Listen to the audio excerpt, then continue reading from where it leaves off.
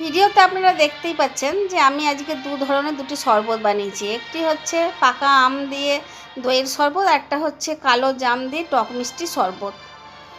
আমার সাধারণ ঘর, তাই খুব সাধারণ জিনিসপত্র দিয়ে সাধারণভাবেই আমি বানালাম। আমার চিন্তা ভাবনাতে যা এসেছে সেটাই আমি আপনাদের সামনে শেয়ার করছি।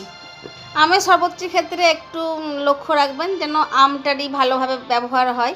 সেখানে আপনি আমটাকে তো মিক্সিতে ভালো করে লিকুইড বানিয়েও ব্যবহার করবেন, আর তার সাথে আম টুকরোও ব্যবহার করবেন গ্লাসে পরিবেশন করার সময়। আর কালো জামের শরবতটি করার সময় অবশ্যই খেয়াল রাখবেন যে কালো জামের সাথে একটু লেবুর রস আর একটু চিনি মিশিয়ে নেবেন, আর ওপর থেকে মিশিয়ে নেবেন চাট মশলা আর ঘরে ভেজে রাখা ভাজা মশলা। আর আপনারা যদি ঝাল খেতে চান তাহলে একটি কাঁচা লঙ্কাও এর সাথে পিষে দিতে পারেন।